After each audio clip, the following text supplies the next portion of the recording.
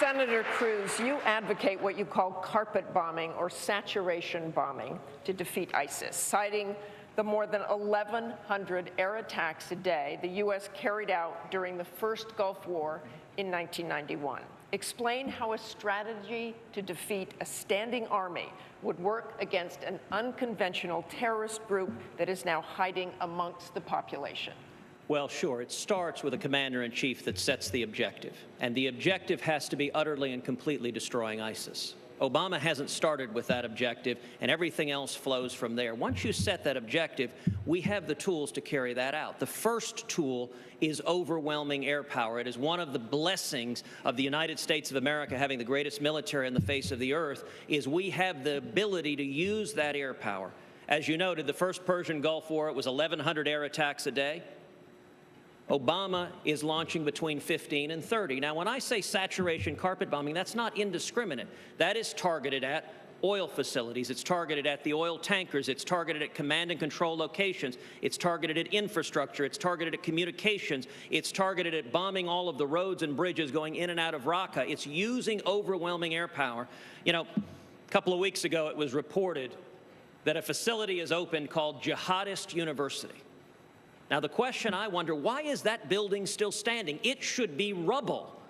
And if you had a president, although I will say this, I would be willing to wait until freshman orientation before launching those bombs. Senator Cruz, would you like to expand or loosen the rules of engagement? I was just over in a command center in Erbil, and they said they thought the rules of engagement worked because you have so many civilians in those populated areas. They don't want to hit civilians. Martha, I will tell you, I have visited with active duty military, with veterans over and over and over again in town halls all over the state of New Hampshire.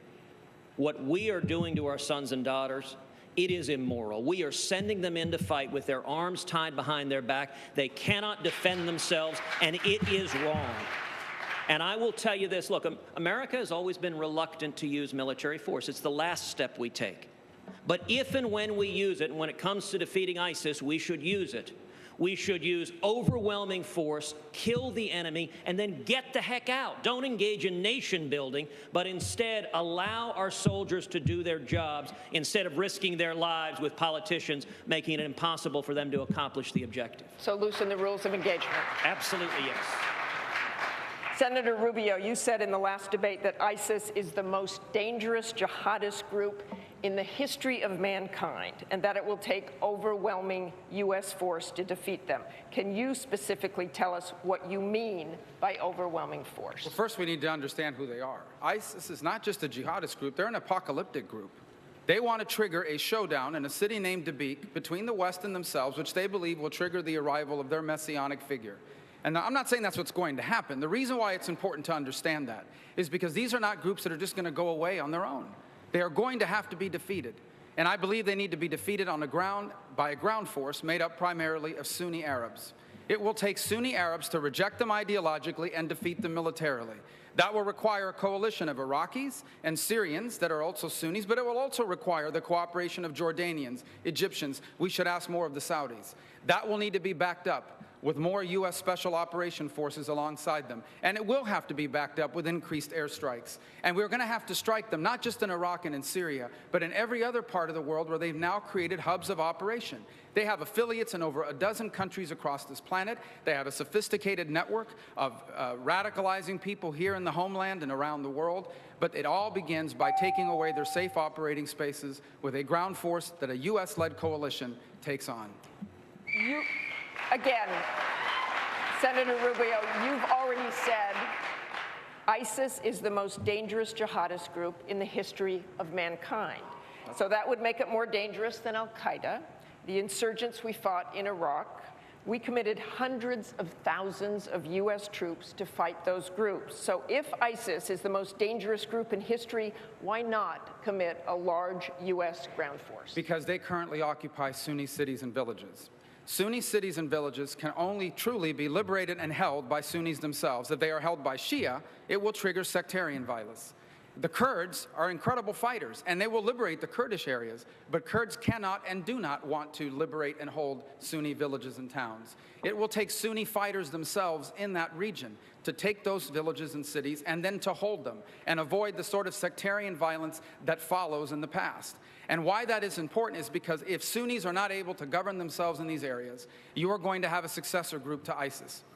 ISIS is a successor group of al-Qaeda. In fact, they broke away from al-Qaeda because as horrible as al-Qaeda is, ISIS thought al-Qaeda was not radical enough. This is who we're dealing with, and they have more money than al-Qaeda ever had. Well, what would you do differently to try to get those Sunni forces? They have not been coming forward. Well, the problem with the Sunni forces in the region is they don't trust this administration. This administration cut a deal with their mortal enemies, the Shia in Iran. It poisoned the well with these countries. It makes it very difficult to cooperate with them as a result. They also, by the way, understand what real U.S. air power looks like. They saw the Iraq War. They saw up close also Afghanistan. They know what air power looks like when the United States is committed to the cause. And they see the airstrikes that are being conducted now, and they say to themselves, that's not real commitment. We know what real commitment looks like. The Jordanian king was in Washington 3 weeks ago.